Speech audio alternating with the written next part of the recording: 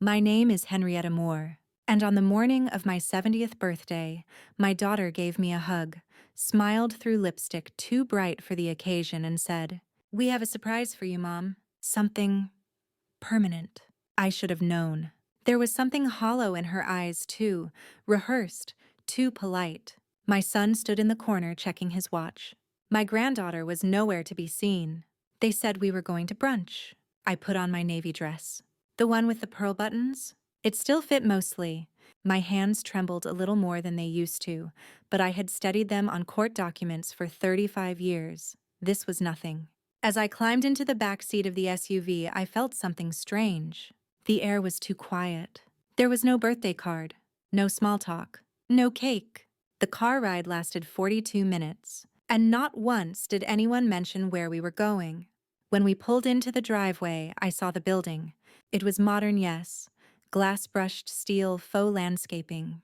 But I've seen enough institutions in my life to recognize one by its smell. Lemon disinfectant, bleach, worn-out hope. I looked at the sign. Briar Grove Extended Living Community. "Is this a joke?" I asked. My daughter looked back at me and said, "No, Mom. This is for the best." That sentence was the bullet. The rest was just blood loss. "I don't understand," I said. "I thought we were going to brunch." "You need full-time care," she said. "We've all agreed. It's safer. It's time. The family, we voted, as if my life was a group decision." I stepped out of the car slowly. My bones weren't weak, but my trust was. The front desk attendant greeted me like I was expected, because I was. Forms had already been filled out. A room had already been assigned.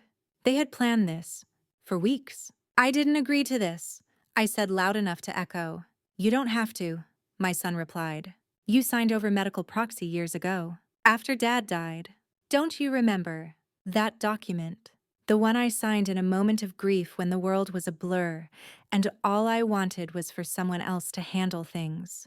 That paper had been twisted into a weapon. But I'm not sick," I said. "I cook. I drive. I walk unaided. I read contracts, for God's sake." "You forgot your bank PIN last month," my daughter said. "I forgot a 4-digit number. Not my name, not my worth." "Mom," she softened her tone, "please don't make this harder than it needs to be." And with that, she handed a bag to the attendant. My things, already packed. I stood in the middle of the lobby. No one hugged me. No one cried.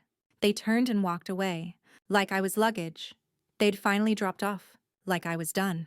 I didn't chase them, because I didn't have to. You see, I may have aged, I may have slowed, but I hadn't forgotten. Not the law, not the rights they thought I no longer had, and certainly not the truth about what they had just done. So before you sit down and listen, take a moment to like the video and subscribe to Grace's Truth. Because what happened the next day, well, let's just say, they picked the wrong birthday to bury me alive. I didn't sleep that night. The bed was clean, the sheets pressed. But the room, sterile, distant, designed for surrender. There was a window, yes, but it didn't open. Just like everything else in this place. The staff was kind, too kind. The kind that speaks to you like a child, like you've already handed over your mind along with your belongings. "Ms. Moore," the nurse said sweetly, "would you like us to help you change into your evening clothes?" "No, thank you," I replied. "I've been dressing myself since Eisenhower." She smiled politely and left, but I saw her scribble something on the clipboard. That clipboard would be a problem later. I made a note of it mentally and on paper, because while they took my physical space, they forgot something crucial. I still had my mind, and it was trained in civil code. That night, as the fluorescent lights hummed softly outside my door, I replayed every moment in the car. Every word, every silence. "You signed over medical proxy. We voted. It's safer." Safer for who? Certainly not for me. That document they waved around like a sword. I remembered it. Vaguely. I was grieving when I signed it. My husband had just died. I couldn't remember what day it was, let alone how many clauses were buried in the middle of a paragraph. I needed to see the full version, the original, not the summary they tossed at me, and I would. The next morning, I declined the scrambled eggs and suspicious coffee. I walked down the corridor to the activity room. Not for games, for access. There was a computer, outdated, slow, but connected to the internet. I logged into the state court database using my old clerk credentials, still valid, thank God. I began searching my own records. Property, health, probate. There it was. Document ID, MPX E972 2020. Medical proxy execution, signed by me, co-signed by my daughter, notarized by a woman named Brenda Keller. But the date was off. It wasn't filed during the week of my husband's passing. It was 6 weeks later, and I was never in that state when it was filed. My hands trembled, but not from age. They had forged it. They had filed it without me. Or worse, had someone forged my signature during one of the weekends I stayed with Natalie. I printed what I could. 3 blurry pages on faded ink. Then I emailed myself everything. Back in my room, I began writing. First in a notebook, then in a timeline. Names, dates, events, everything. This was no longer just personal. It was criminal. That evening, I asked to speak to the facility's director, a nervous man named Greg with 2 white teeth and a handshake like cooked pasta. I want to review my intake documents, I said. Of course, Ms. Moore. Standard transparency policy. I'll get those to you. He handed me a thin file. Inside were evaluation notes. Cognitive decline, moderate. Mobility, unsteady. Decision-making capacity, questionable. Mood, easily agitated. I laughed out loud. Agitated. If by agitated they meant aware, then yes, I was positively volatile. I looked him dead in the eyes. Remove this file from circulation. Immediately. He blinked. I'm not sure I understand. You will. Tomorrow. Because that night I called in a favor. From Frances Alvarez. Frances and I started as clerks together back in '83. She went on to become a probate lawyer. A damn good one. She'd owed me a favor since I covered for her maternity leave during jury chaos in '91. She picked up on the second ring. Henrietta. I need you. Pause. You at home? No. I'm in a nursing home. Longer pause. You sick? No, I said calmly. But I've been legally kidnapped. By midnight, we had a plan. By sunrise, they had no idea what was coming for them. Frances didn't waste time. At 9. Sirquora.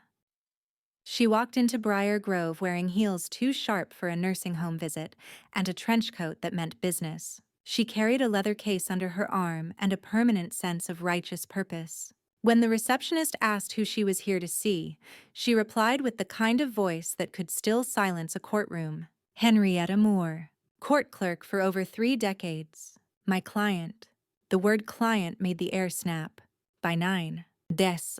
Bay. We were seated in the small beige family consultation room.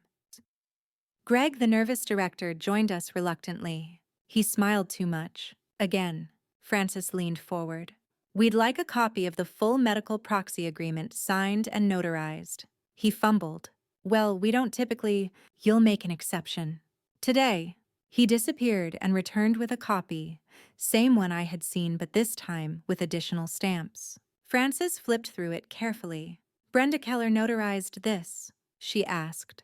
Greg nodded. Interesting, Frances murmured. Because Brenda Keller passed away in 2019. This is dated February 2020. Greg went pale. I almost felt bad for him. Almost. Frances continued, her voice slicing through the room. We have enough here for fraudulent misrepresentation, abuse of power of attorney, and unlawful medical confinement. But that's just on the civil side. If we loop in the DA, we're looking at elder exploitation. Greg cleared his throat. Surely we can de-escalate this? Frances folded her hands. Oh, we're de-escalated. We're just focused. By 10 a.m. I was no longer on the residency roster. By 10:15. My room was cleared and my suitcase, which they had packed for me without consent, was returned. But I didn't leave. Not yet. Because this wasn't just about walking out. This was about walking into a courtroom with every fact, every timestamp, every violation documented. I asked Frances, do we have enough to build a case? She smiled grimly. Henrietta, we don't just have a case. We have a reckoning. That afternoon, I moved back into my apartment. The keys still worked. My plants were half dead, but the place hadn't been sold yet. There was a half-packed box near the doorway. labeled in my son's handwriting. Mom's things, storage. I stared at it. They were preparing to erase me, slowly, conveniently. But I had interrupted the story they were writing. I was now holding the pen. Francis filed for an emergency injunction the next morning. By Tuesday, both my daughter and son were served papers. At brunch, according to Francis's assistant, my son choked on a piece of bacon. My daughter turned purple. Good. Let them digest something bitter for once. The case moved fast. Elder exploitation is taken seriously when wrapped in legal malpractice. And when the plaintiff is a retired court clerk with a steel trap memory and 35 years of friendships on the inside, things accelerate. I stayed quiet on the outside. No gloating, no confrontation, just meticulous preparation. Because I wasn't interested in humiliation, I was interested in truth, in justice, in accountability. What they took from me wasn't just my freedom. It was the dignity I had built slowly day after day since burying my husband and learning how to stand alone. They tried to bury me in legal silence, but they forgot. I wrote the scripts they used.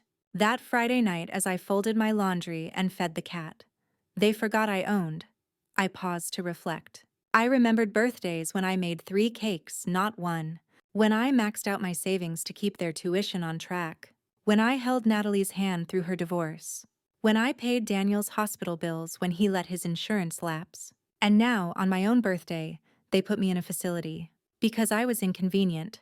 Well, they were about to learn how inconvenient a free, furious woman could be. I sat down, poured a glass of red wine, and opened my legal pad. Trial prep began that night. Because the next part of my life would not be lived quietly.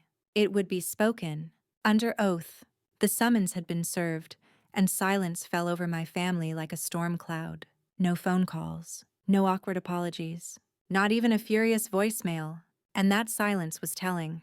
It wasn't guilt, it was strategy. They were regrouping, probably with lawyers, probably trying to figure out how to spin this story. A devoted daughter and son acted out of love to protect their elderly mother. But the truth doesn't need spin, it needs sunlight. And I was prepared to drag every lie they'd told into broad daylight. Francis and I met daily. We went over everything. The false evaluations in my intake paperwork. The notarization by a woman long deceased. The family vote they claimed happened. And most importantly, the trail of financial activity I had uncovered in my name. Yes, they had taken it further than just a nursing home.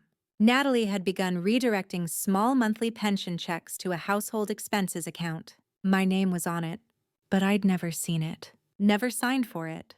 And Daniel, he'd registered me for Social Security auto deposit into a joint account, one I never agreed to create. They were harvesting me, preparing to bleed me slow, and I was supposed to smile through it because… what? Because I'm 70, because my hands shake sometimes when I button my blouse. They mistook age for weakness. They forgot I was forged in the bureaucracy of a justice system that chews up soft people. I wasn't soft. I was seasoned. Francis filed for full financial discovery. The hearing date was set. February 7th, 10. Strawa. 2 months from the day they took me to the nursing home. The irony wasn't lost on me. In those 8 weeks, I did more than prepare for court. I rebuilt my life. I went to the community center twice a week for Tai Chi. I made friends with 2 women from the legal aid office who'd read about my case in the local paper. Francis made sure it leaked. And I started documenting everything in my own hand pages of journals, handwritten letters to the judge, and even a letter to myself. Dear Henrietta, they tried to discard you like old luggage, but you walked back in with the handle of justice in one hand and your name intact in the other. You are not a victim. You are a witness, a plaintiff, a woman who chose to stand. Then one afternoon, Natalie showed up at my door, not with flowers, not with tears, with a lawyer. She wanted to discuss resolution. Francis arrived 10 minutes later. I texted her before I opened the door. We sat around the dining table, the same one I used to serve Sunday roast at. The same table where I once helped Natalie with her algebra homework. Now she stared at me like I was the problem to solve. We believe this can be handled out of court, her lawyer began. Francis cut in cool and crisp. We believe fraud, unlawful confinement, and financial exploitation are criminal matters. not brunch disagreements. Natalie spoke for the first time. Mom, please. We didn't mean to hurt you. No, I said. You meant to control me. You wanted access. You wanted the house, the accounts, the illusion that I needed you more than you needed me. She blinked. That's not fair. Neither is what you did. There was no yelling, no drama, just truth spoken softly, clearly, like a gavel dropping. I turned to her lawyer. You have two options. We go to court and everything comes out. Or you return what's mine, dissolve the false documents, and issue a formal apology in writing. Natalie swallowed. Why does it have to be so public? Frances smiled. Because she's not the one who made it public. You did, when you thought no one was watching. They left 30 minutes later, no agreement in hand. I wasn't surprised. Because people like them only understand one thing: consequences. That night, I lit a candle and sat by the window. The same window where I used to wait for them to visit. Now I waited for justice. And I knew it was coming. Because this time, I wouldn't be the one knocked on a door and told where to go. I'd be the one holding the keys. The morning of the court hearing arrived cold and gray, like the universe knew what was about to unfold. I dressed with care, navy blazer wool skirt, leather shoes polished the night before. I fastened the brooch my husband gave me on our 40th anniversary right above my heart. Not for sentiment, for armor. When I arrived at the courthouse, the security guard looked at me twice. Miss Moore, you sure you're in the right courtroom today? I smiled. Oh, I'm exactly where I need to be. Frances met me at the courtroom doors, already flipping through our case binder. Jury was waived. Bench trial. Judge Rosen. I nodded. I knew Rosen. Young, smart, not easily swayed by theatrics. Natalie and Daniel were already inside. They looked different in suits. Smaller somehow. Not children. Not even adults. Just people who had gambled their integrity and lost. Their lawyer whispered something to them as Frances and I approached the plaintiff's table. I didn't care, because this wasn't about what they'd say. It was about what I'd finally say. Judge Rosen began promptly. Miss Moore, you are representing yourself as plaintiff with Ms. Alvarez as counsel. This hearing will determine the validity of your medical proxy agreement, financial authority assigned to your children, and the events leading to your institutionalization on October 15th. Is that correct? Yes, Your Honor. My voice didn't shake. Not once. Frances opened with the timeline. She brought receipts literally. Bank transfers Natalie authorized under my name. A Social Security account Daniel redirected. A notarized medical proxy that could not have been legally executed because the notary was deceased at the time. We even presented a voice message I had recorded on my phone the day they brought me to Briar Grove. Daniel's voice low and irritated. Mom, please stop asking questions. It's already done. You'll be safer here. Just rest. I watched Judge Rosen's jaw tighten. Then I took the stand. I told my story. Not with fury, not with victimhood, with facts. I explained how I served 35 years as a court clerk, how I raised 2 children through a widowed salary, how I signed that proxy while grieving, and how I trusted them to use it only if I were truly incapacitated. I wasn't, I said, meeting Rosen's eyes. I am not. And then I said something I hadn't planned to say, but came out like breath I'd been holding for years. I spent my life believing that if I did everything right, I would be cared for. Not worshipped, not repaid, but remembered. I was wrong. Rosen asked only one question. What do you want, Ms. Moore? And I answered, restoration, restitution. And to make sure this never happens to anyone else who dares to grow old while still sharp. That's when it happened. Natalie broke. She burst into tears, loud and dramatic the way she used to when she didn't get her way at 13. I didn't know it would go this far, she cried. We just wanted her to be safe. Safe. The word again. Their excuse for erasure. Daniel sat silent, arms crossed, still too proud to show a crack. But even he wouldn't meet my eyes. Rosen called a recess. Frances and I stepped into the hallway. You just buried them, Henrietta, she said. I looked out the window at the cold sky. No, they buried themselves. I just refused to go quietly. After lunch, Judge Rosen returned with his ruling. The medical proxy was invalid due to fraudulent notarization. All accounts and assets must be returned and placed under my full control. Natalie and Daniel would be ordered to pay damages, and the court would be forwarding the case to the district attorney's office for further investigation into elder abuse and financial exploitation. It was more than we hoped for, but it wasn't revenge. It was something better: recognition. As I exited the courthouse, reporters approached local outlets who had picked up the story after it leaked from the legal circuit. Miss Moore, what would you say to other seniors who feel powerless? I didn't hesitate. Power is remembering you're still the author of your story. Don't let anyone rewrite your ending while you're still holding the pen. They loved that. Cameras flashed, but I didn't stay long. I walked back to Francis's car in the cold, feeling a strange stillness in my chest. Not pride, not triumph, relief. For the first time in months, I felt the world shift back under my feet. I had taken them to court, and I had walked out not just whole, but heard. The following week was strangely quiet. No calls, no letters, not even a hollow "we didn't mean it" text. I didn't expect a parade, but part of me, some stubborn maternal corner of my heart, had hoped for something. But nothing came. And maybe that was the real answer. They weren't sorry. They were embarrassed. Not because of what they did, but because they were caught. I spent those days folding back into myself. I cleaned the house top to bottom.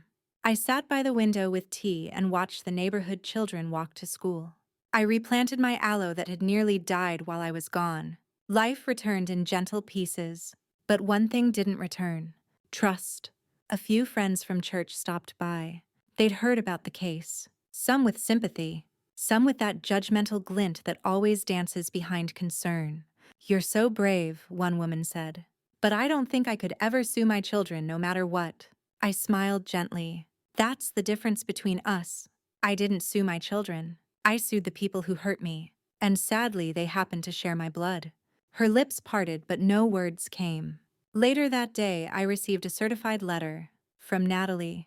Not handwritten, typed. "Mom, I know you hate me. I understand. But I want you to know I was scared.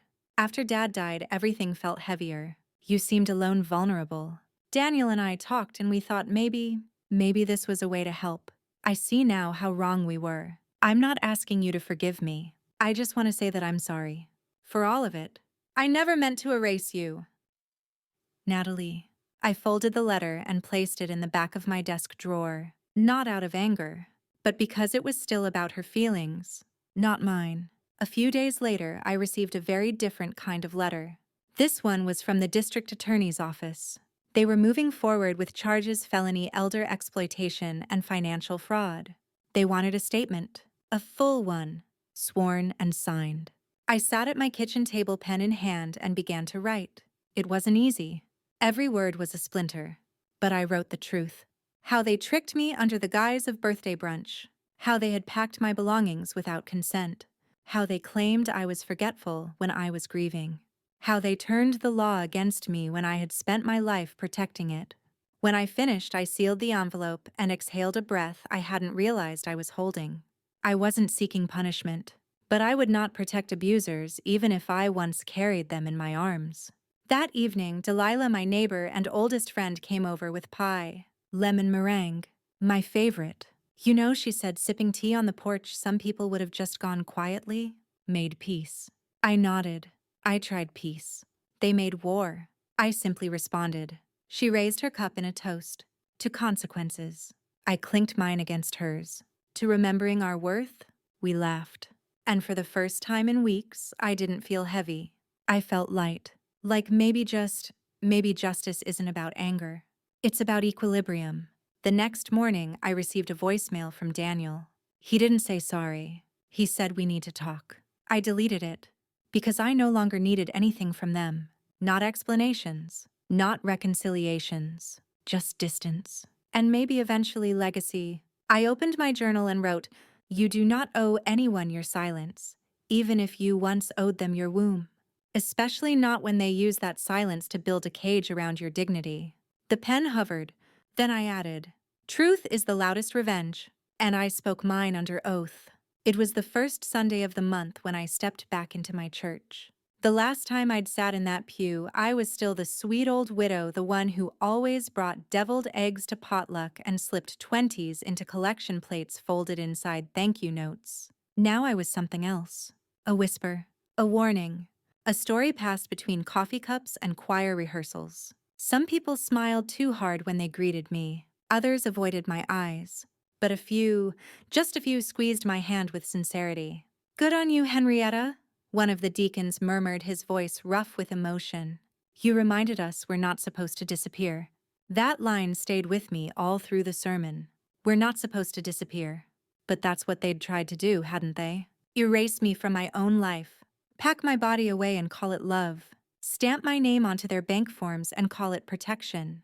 Box my memory into a room with wipeable walls and a nurse who said "sweetie" too often. After service, a younger woman approached me. Maybe early 40s, hairpin tight, hands trembling. "Miss Moore," she said softly. I read about your story. My mom's going through something similar. My brother wants to move her to a facility. But she's still herself." I looked into her eyes and I saw it: fear. That quiet, rising panic that your own family might not love you enough to let you live. I placed a hand on hers. "Then listen to her," I said, "while she's still speaking, before you're only left with silence and signatures." She nodded, holding back tears. I left the church that day, not with judgment, not with pride, but with clarity. My story was no longer mine alone. It was a mirror for others. Back at home, Frances called. "The DA is pushing forward," she said.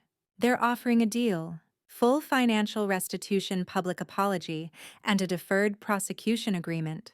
If your kids violate it, charges get reinstated immediately." I exhaled slowly. "What would you do?" I asked. "I'd take it," she said. "It gives you what you need. They keep their records clean. But they'll live knowing the world knows." I stared out my window. Snow had begun to fall, slow, deliberate flakes coating the sidewalks like clean slates. "Let's accept the offer," I said. "But I want the apology to be in writing, printed in the paper, not just for me, for every woman who's ever been erased in silence." "You got it." The next week, the letter appeared. Front page of the River County Gazette. Above the fold: "To our mother, Henrietta Moore, we made decisions in fear, not love. We confused control with care. And in doing so, we committed harm, legal, emotional, and moral. We are ashamed of our actions.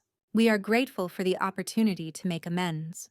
We ask forgiveness, but we know it must be earned. To others facing similar temptations, let our failure be your warning. Never trade someone's dignity for your own convenience." With humility, Natalie Moore and Daniel Moore. I clipped it, folded it, and placed it in the same drawer where their birth certificates still lived.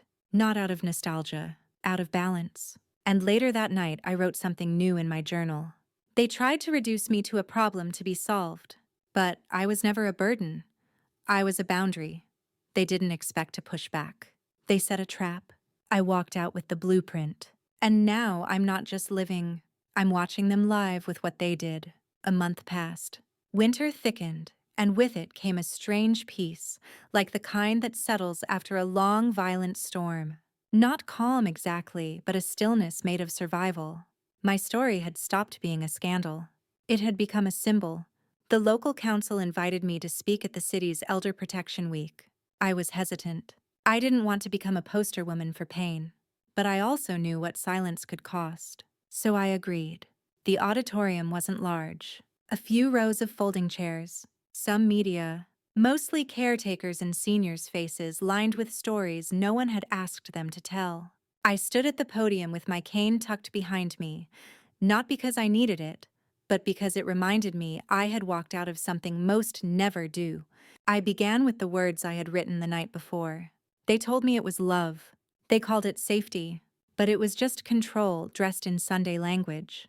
I told them about the ride to the nursing home, about the smell, the clipboard, the way my daughter's voice turned soft right before it turned cruel. I watched heads nod.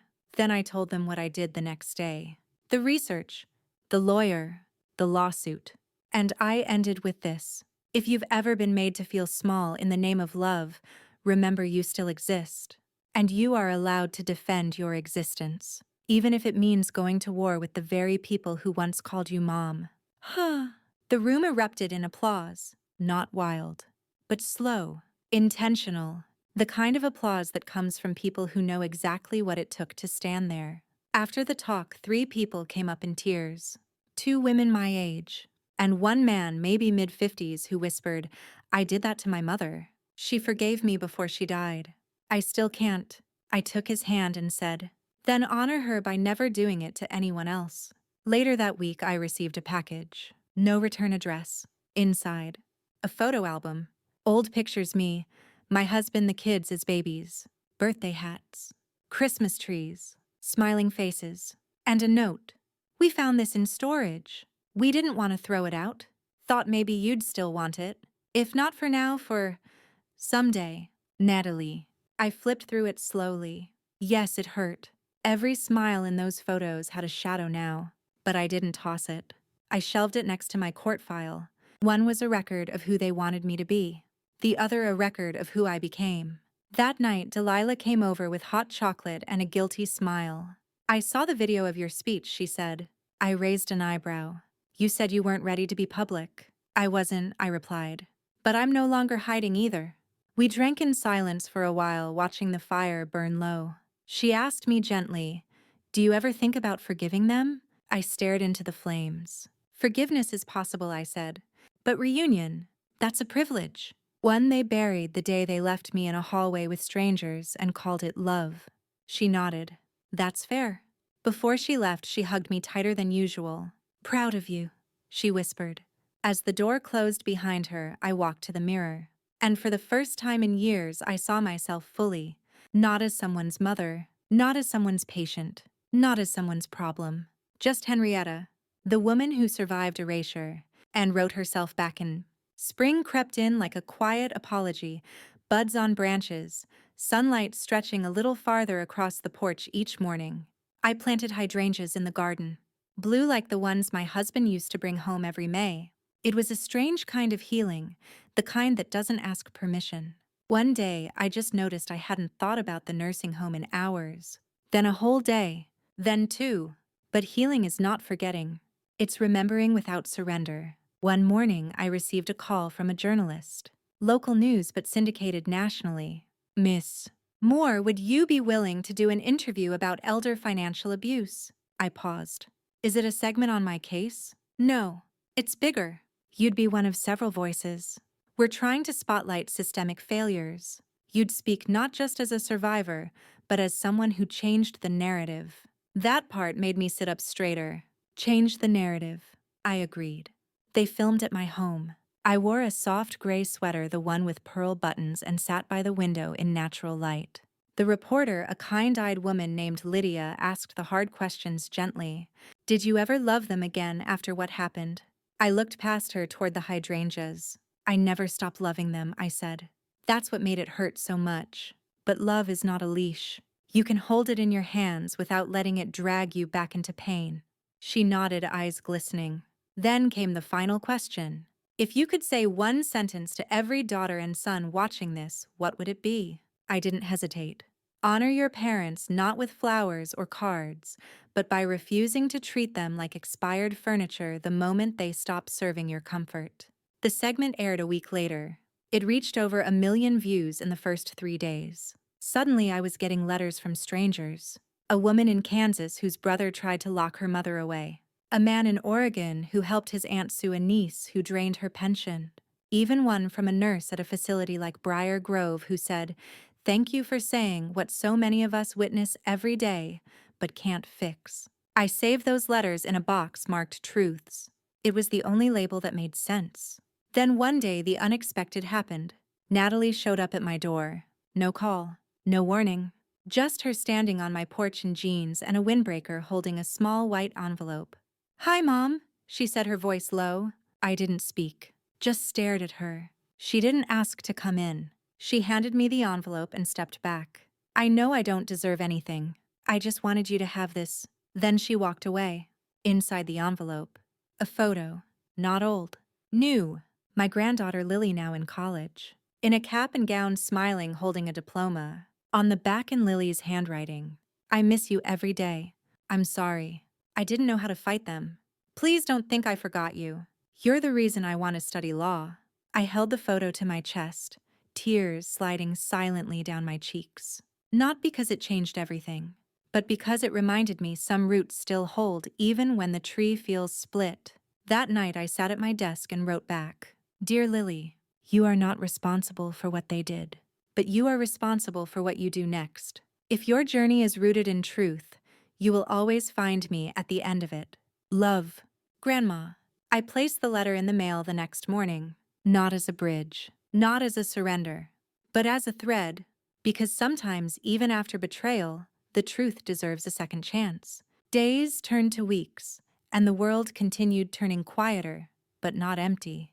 I no longer expected redemption. Not from Natalie, not from Daniel, but that small seed of reconnection from Lily. It grew roots inside me. I didn't know I still had. We began writing letters. Old-fashioned handwritten, stamped and mailed. She told me about her classes, her professors, the late nights in the library. I told her about my garden, the birds nesting on my porch, and the strange peace of getting older when you've stopped waiting for others to see your worth. One letter she wrote, "Grandma, I read a case today that reminded me of you. A woman lost her rights without even knowing she'd signed them away." I raised my hand in class and asked, "Who protects the ones we silence?" The professor just stared at me. I'm going to become that person. It was the first time in months I felt something close to hope. But life, as always, isn't neat. And just as I felt like maybe I could finally exhale, I got a notice in the mail. A petition for partial conservatorship, filed by Daniel Moore. I blinked. Read it again. Partial conservatorship on the basis of cognitive decline and financial mismanagement. It was like someone had taken a match to my lungs. After everything, after the case, the apology, the newspaper letter, he was trying again. I called Frances immediately. "What is this?" I asked, my voice shaking. She sounded calm, but I could hear the anger in the quiet edges of her tone. "It's a loophole," she said.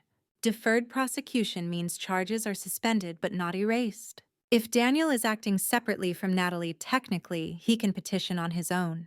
He said I wasn't of sound mind. I asked, barely whispering. He's grasping at straws. But how can he even try this again? Because abusers don't fear silence. They exploit it. They hope you've grown tired, that you won't fight twice. She paused. But they forget that surviving the first time often makes people stronger. That night, I didn't sleep. I sat at my kitchen table, the petition open, my hands shaking not from fear but fury. It wasn't just about me anymore. It was about every elder who had no lawyer, no granddaughter in law school, no voice left. I took out my pen and began crafting a response, not just legal, but personal. Then I did something radical. I wrote an op-ed, sent it to the Gazette, titled it, "You Can't Love Someone You Want to Own." It began. When I turned 70, I thought the worst had passed. I had buried a husband, lost friends, watched my body betray me slowly in mirrors. But what I didn't expect, what no one tells you, is that sometimes the real threat comes with your bloodline. I wasn't thrown into the street. I was quietly escorted into invisibility. By people who said they loved me, who said they were helping, who said they knew better. They didn't steal my money. They tried to steal my name. And now, after public apologies and supposed peace, they try again. Because people who believe they own you don't accept boundaries. They only accept control. I speak for every mother, every widow, every quiet woman who was told to sit still and smile while her life was written by someone else. We are not broken. We are betrayed. And we remember. I signed it with my full name. Not Mom, not Mrs., just Henrietta L. Moore. The piece went viral. Letters came from across the country. Senior rights advocates reached out. A podcast invited me to speak. And Daniel, he withdrew the petition within a week. No explanation. But I didn't need one. I had made myself undeniable. He could try to silence my story, but now the world was listening. And so was Lily. That evening, I received a card from her. Inside, just one sentence. "They tried to erase you, but you became a headline instead." The more my name appeared in the public eye, the less I felt like prey. People no longer looked at me with pity. They looked at me with recognition, like I'd done something they'd wished they had the strength to do.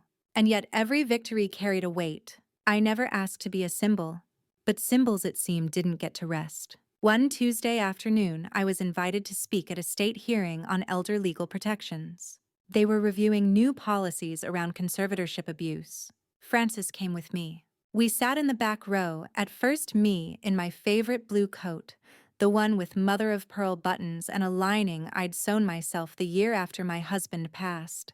When they called my name, I rose slowly, not out of frailty, but purpose. The chamber was filled with polished shoes, glassy stares, and the sterile scent of bureaucracy. But I spoke anyway. My name is Henrietta Moore, I began, voice steady. And I'm not here because I needed help. I'm here because I got help. Most women like me don't. Most never speak. They sit in rooms stripped of pictures, told that their memories are unreliable, that their needs are burdens, and that their signatures no longer matter. I paused. I want to change that. I want to make silence expensive. A few lawmakers nodded. One man wiped the corner of his eye. Later, as we were leaving, a young aide approached. Ms. Moore, she said, my grandmother's going through something similar. Her daughter, my aunt, took her name off the lease and put her in a facility hours away. She doesn't even drive. Does she want to come home? I asked. She cries every night. I reached into my bag and handed her Frances's card. Tell her there's a way back. If they think she's invisible, that's the first lie we'll break. That night, I called Lily. She picked up on the first ring. Grandma, she said, her voice bright. I saw the hearing. You were incredible. I smiled into the receiver. Are you still thinking about that legal aid clinic this summer? I'm already accepted.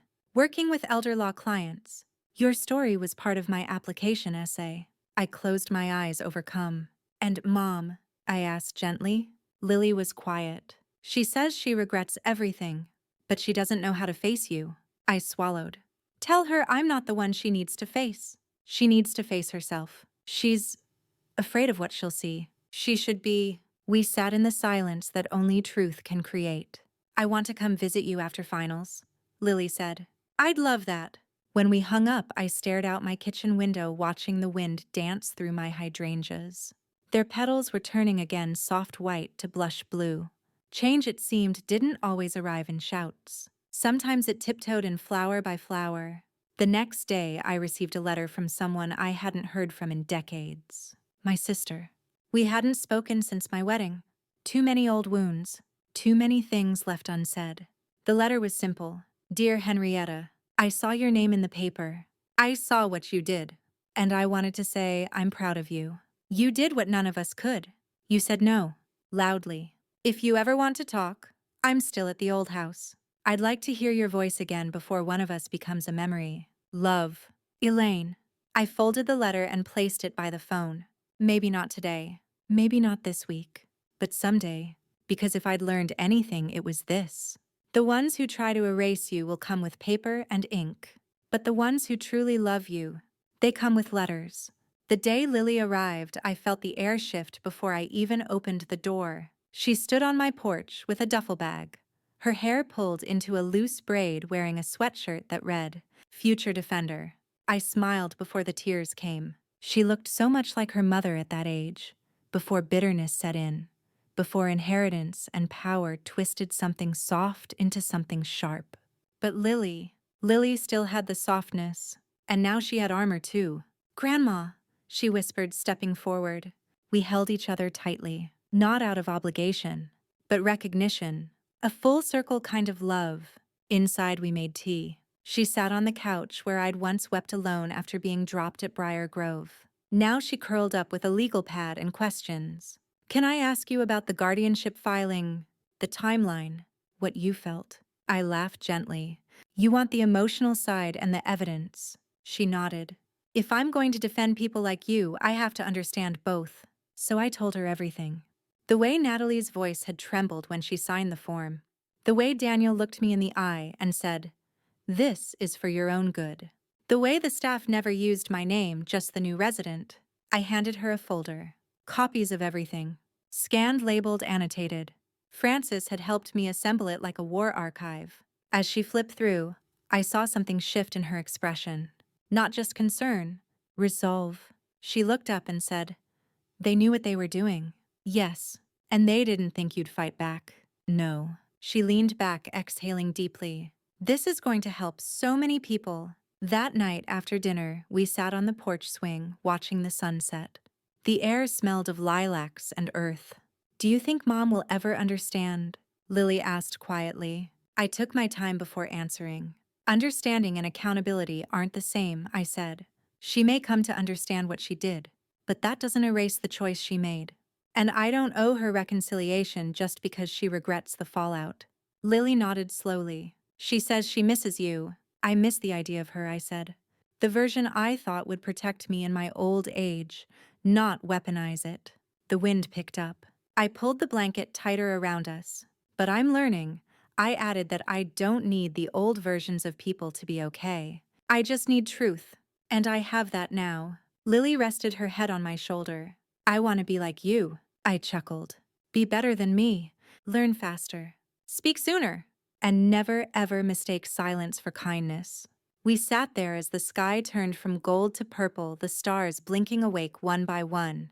The next morning, she left to return to school.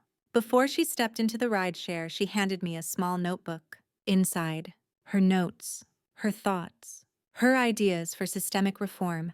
The last page read, "This started with you, but it won't end here. You didn't just survive Grandma. You started a movement." I pressed the book to my chest, and for the first time in a long while, I felt young again, not in body, but in purpose. Because while age had taken so much, it had given me something far more rare. Proof. Proof that even in betrayal we can choose integrity. Even in isolation we can choose truth. And even after erasure we can choose to write the next page ourselves. Weeks passed. Lily wrote often. Her letters were little windows into the fire. She was building stories from the clinic cases she'd observed, the elderly woman who reminded her of me but didn't have anyone to fight for her. I sat with her during intake. One note read, she kept asking where her son was. He wasn't coming, but she smoothed her hair and smiled just in case he did. Those words haunted me, because once I had been that woman, still hoping, still arranging my dignity, in case someone finally showed up to see it. But now I had Lily, and through her I had dozens of others. She was already pushing to start a program focused solely on elderly guardianship abuse, Project Dignity, she called it. I framed the name and hung it above my writing desk. But life, as it tends to do, offered another test. It came in the form of a letter, certified, formal, from a law firm I didn't recognize. Notice of motion to challenge original asset transfer. Filed by Natalie Moore. My heart slammed against my ribs. I sat down slowly, letter shaking in my hands. Inside, legal language wrapped in cold civility. She was seeking to re-examine the property deeds transferred after my guardianship case had ended, suggesting coercion in my decision to remove her from inheritance. It was an ambush. I called Frances, who showed up within the hour. She read the letter in silence, then looked up. She's trying to claim she was emotionally manipulated. I let out a bitter laugh. By who? Myself. She's hoping your recent publicity will make you settle quietly. She's wrong. Frances nodded. We'll respond. But more than that, you should speak. Speak. Go public. Again. Not about the lawsuit. About why you did what you did. Own your narrative before she rewrites it for you. I hesitated. I'm tired, Frances. You're allowed to be. But the moment you give up your voice, they win. That night, I sat at my desk, the words burning to come out. I wrote a piece titled, "Inheritance is not a right, it's a reflection." I began, "When my children took me to a nursing home on my 70th birthday, they said it was kindness, that they were freeing me from burden, but they weren't freeing me, they were discarding me, and now they want back what they abandoned.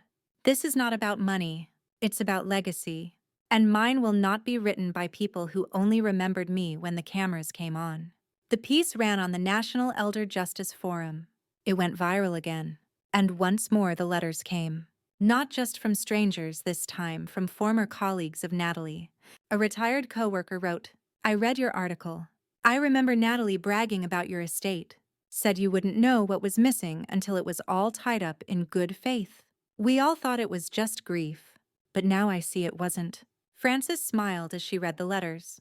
"We'll use these They show pattern, intent. Natalie's legal team tried to pivot, tried to settle, but I refused. Because this wasn't just about what they were trying to take. It was about what I refused to give, my silence. The day the case was dismissed, I didn't celebrate.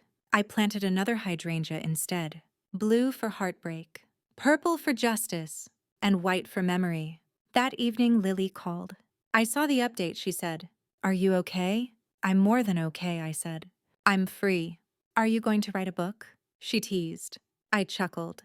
Maybe, but for now, I'm writing my will. And this time, it will be a love letter, not a battlefield. She was quiet for a moment. Thank you, Grandma. For what? For showing me what power looks like when it wears a pearl brooch and walks into court with truth in her pocket. I smiled, staring at the framed words above my desk. Project Dignity. Yes, we were just getting started. The years had carved deep lines into my hands, but now they felt like roads worn by survival, smoothed by choice. For the first time in a long while, I wasn't living in reaction to betrayal. I was living beyond it. Lily graduated summa cum laude. I sat in the front row, pearl earrings on hat in my lap, heart full. She mentioned me in her valedictorian speech. My grandmother taught me that strength isn't loud. Sometimes it just files paperwork in the dark until someone listens. Tears blurred my view, but I didn't hide them. Why should I? They weren't shame. They were honor. After the ceremony, we walked through the campus gardens. She held my arm like I was gold. There's something I've been meaning to ask you, she said. I raised an eyebrow. Sound serious? She took a breath. I want to start a nonprofit, focused on elder legal support, especially for women. I want to name it after you. My feet stopped. Henrietta's Law. It knocked the air right out of me. You don't have to. I want to, she said firmly, because the system never protected you. But you taught me how to protect others. I pulled her in, held her tightly. I'm proud of you, Lily. Not because you're a lawyer, but because you still believe in people even after they failed you. That summer, we launched the foundation together. We held a small fundraiser in my backyard, just 20 people. But among them were 2 lawmakers, a retired judge, and 5 women who'd once been silenced just like I was. I gave a speech, brief but real. I was once told I was a burden, that my mind couldn't be trusted, that my voice had an expiration date. But what they didn't realize is that the quiet ones often write the final chapter. And today I choose to write mine in ink. Applause felt different when it came from understanding. Not admiration, not pity. Just recognition. Weeks later, I received another letter, but this time from Natalie. Not through lawyers, not typed, handwritten. Mom, I won't ask for forgiveness. I'm not sure I deserve it, but I wanted you to know. I read everything. Every article, every speech, and the truth. I hated you for speaking, because I knew you were right. I was selfish, afraid, too obsessed with control to recognize care. I see now. You weren't fragile. You were furious. And rightfully so. If Lily will have me, I want to volunteer with Henrietta's Law, even if it's just licking stamps. Maybe I can unlearn what I became. With regret and hope. Natalie. I sat with a letter in my lap for a long time. I didn't cry. I just breathed. And for the first time, it felt like exhaling didn't come with pain. I wrote back, Natalie, we all inherit habits. You inherited fear, but you have a choice not to pass it down. Come help. Bring stamps. Let's rebuild. One envelope at a time. Mom. Lily smiled when she read it. That was generous. I shook my head. It was human. And I've decided to die as one, not as a victim, not as a case number. That evening, we sat on the porch again, 3 generations. Lily, me, and the hope that Natalie might sit there one day too. No grand endings, no dramatic music, just the creak of wood, the scent of flowers, and the quiet, extraordinary sound of survival. The following spring, I turned 73. No cakes, no surprise parties, but something far more valuable. Peace. Lily visited every week now. She brought case updates, grant proposals, and the latest news on Henrietta's Law. Natalie came too quiet. Reserved, never assuming closeness, but always respectful. She never asked for hugs, and I never forced warmth. But we found something new. Honesty without expectation. I once feared that growing old meant fading away. That birthdays would become reminders of irrelevance. That being escorted to a nursing home was a metaphor for becoming disposable. But now, my age was armor. I was no longer invisible. I was formidable. One afternoon, Lily and I walked through the city park where we used to feed ducks when she was 5. She pulled out her phone, snapping a photo of me against the cherry blossoms. "We're updating the website," she said. "Donors like to see the woman who started it all." "I didn't start it," I said. "You did." She smiled. "No, Grandma. You survived it. And then you told the truth. That's the most radical thing a woman your age can do." I let out a soft laugh. It was true. Telling the truth had cost me everything but returned something far greater. That evening, we gathered for a small event. 10 women stood to speak. Each had once been silenced by husbands, children, institutions. Now they spoke with trembling voices and tear-streaked conviction. One woman said, "Henrietta Moore's story made me realize I wasn't crazy, that maybe I wasn't useless, that maybe I still mattered." I swallowed hard, because the truth was, I had once believed I was crazy, and useless, and invisible, but now, I was a name they remembered, a headline, a voice. And when the evening ended, Lily handed me a journal bound in navy leather stitched with gold. Inside the first page read, "A life erased is not a life ended. Sometimes the quietest women leave the loudest legacies." She'd left a pen resting in the fold. I looked at it for a long moment, then picked it up and began to write. Not a will, not a legal letter, not a court testimony, just my story. Because the world needed to know. They tried to break me with kindness, bury me with paperwork, and silence me with shame. But I rose. I told the truth, and I left a map, so no one else would walk this alone. In the end, my story wasn't about revenge. It was about reclamation. Of name, of voice, of self. They took me to a nursing home on my 70th birthday. They called it compassion, but compassion doesn't leave bruises.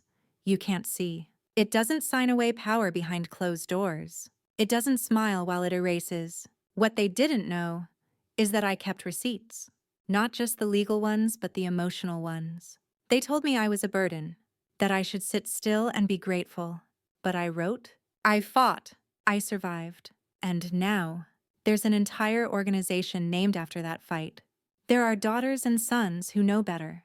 There are laws being rewritten because I refuse to disappear. So if you're listening and you've ever been told you're too much or too old or just in the way, remember this: you are not disposable. You are not forgettable. You are not finished. You are proof that endurance is power. And silence, it's no longer your only option. Let them hear you. Let them remember you. Because the quietest truths can become the loudest legacy. So before you leave, like this video and subscribe to Grace's Truth, where the forgotten rise and the silent speak.